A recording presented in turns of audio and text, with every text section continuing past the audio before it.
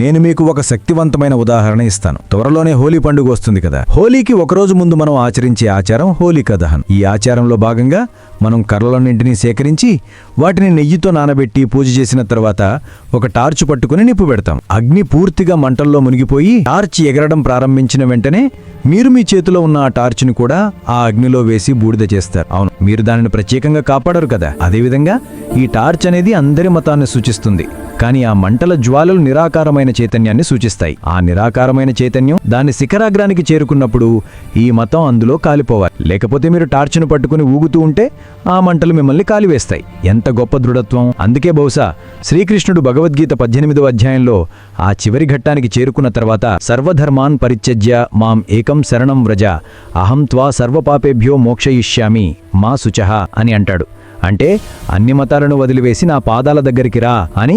ఆయన కూడా ఈ మత కూడా పనిచేయదని స్పష్టంగా చెప్తున్నాడు. మతం పేరుతో బాబా మరో అద్భుత లీలను కూడా ప్రదర్శించారు. ఇది లేకుండా సాయి సచరిత్ర కూడా అసంపూర్ణంగానే ఉంటుంది. ఇది చాలా పెద్ద లీల. ఒకసారి దసరా రోజున సాయంత్రం సూర్యాస్తమయం సమయంలో భక్తులందరూ బాబా ముందు నిలబడి ఉండగా ఆయన తీవ్రమైన కోపంతో తన బట్టలన్నీ తీసివేయటం ప్రారంభించారు. ఆయన బట్టలు తీసి మంటల్లో వేసి నగ్నంగా నిలబడి, నన్ను జీవితాంతం వేధించిన ఆ బాబా, నువ్వు హిందువా లేక ముస్లిమా?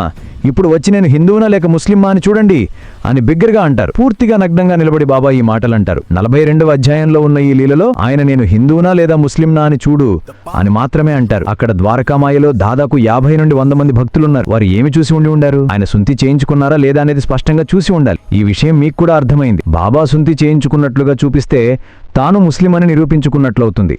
సుంతి చేయించుకోకపోతే తాను హిందువునని నిరూపించుకున్నట్లవుతుంది.